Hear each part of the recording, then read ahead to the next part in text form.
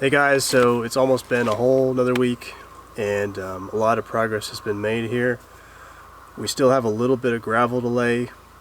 The excavation is complete, but we just have a little bit of the road we need to get some gravel on, and that'll be done next week after Thanksgiving.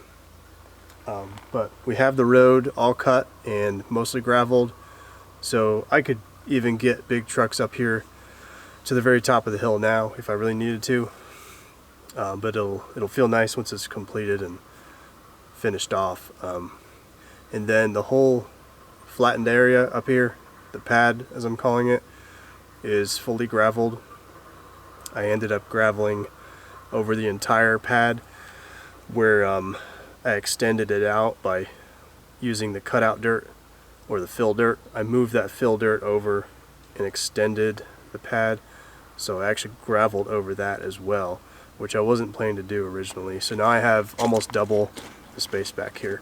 So I'm going to walk down the hill at least a little bit and kind of show you the road and then show you up here at the pad.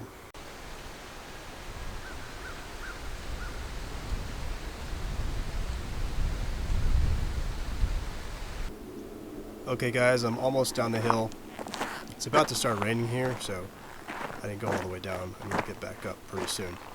But you can see we've got the road all the way from the county road extending all the way up to the very top of the hill now. And it's really not a complicated process. So I determined before we started building this where obviously the road was going to be, and I tried to put it on contour. You know, I didn't just build the road straight up through the property to the top. I mean, you could do it that way, but you'd probably have a lot of, in this case, a lot of bad water runoff along the road, and then a lot of your gravel would just wash out. I also didn't want to put the road straight up the property. For one, it would look weird, and I'm going to have buildings right in that pathway. So for a couple reasons I put it up this way, but mostly because it was on contour with the slopes of this land, so the water should, at least in theory, flow off the road and not stay stagnant and puddle up.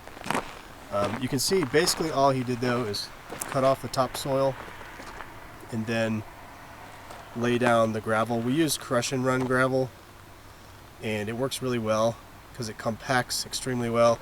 I actually build rammed earth walls out of crush and run gravel. It's a really great material for rammed earth, as well as roads.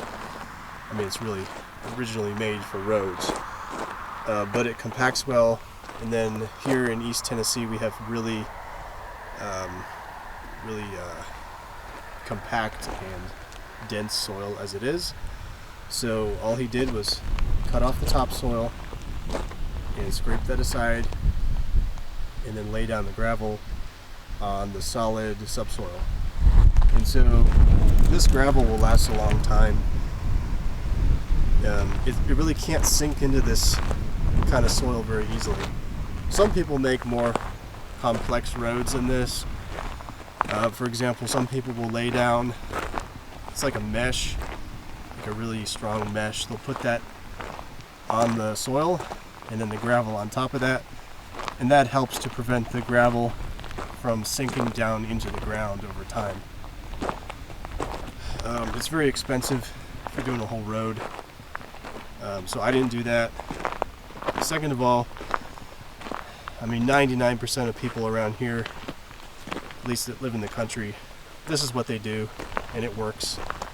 You really don't need to have that substrate or that mesh, at least not around here. In the worst case scenario, if your gravel starts to kind of sink or dissipate, in a couple of years you just get another truck and they just dump more and spread it out, and your road's refreshed. So kind of doesn't look like much, and you know, it's nothing fancy, but it works really well.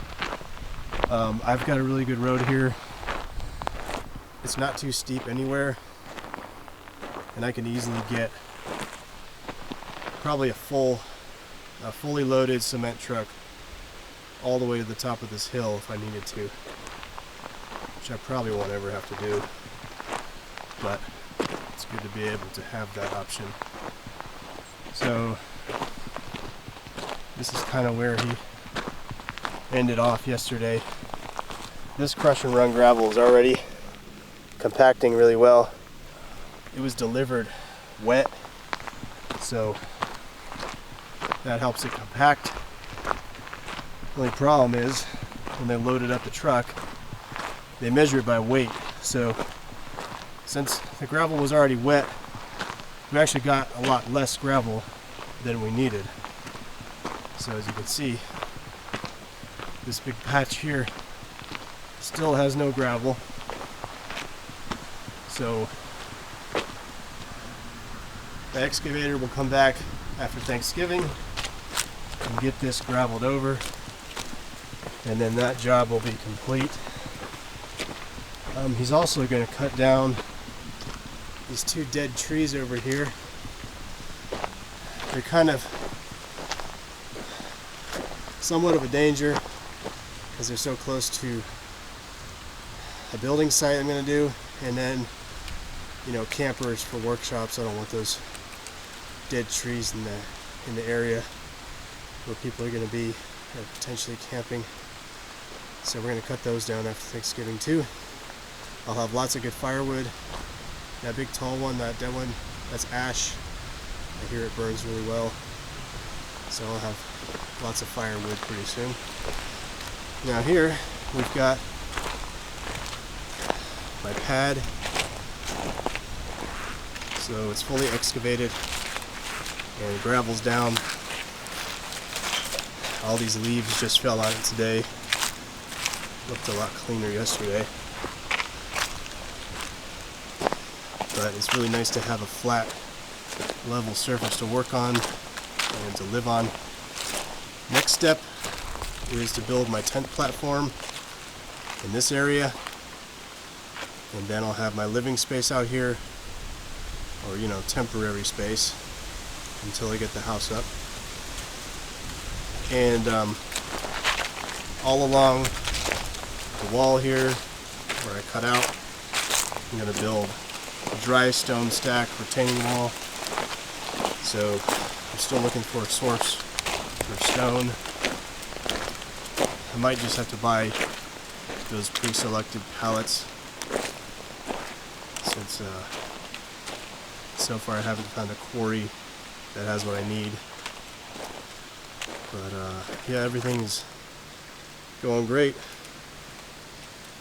A lot of progress, a lot of money spent, but honestly it's been worth it.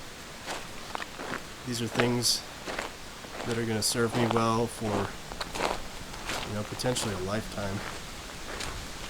So it's one more step done. I'll keep you guys informed. Thanks for watching.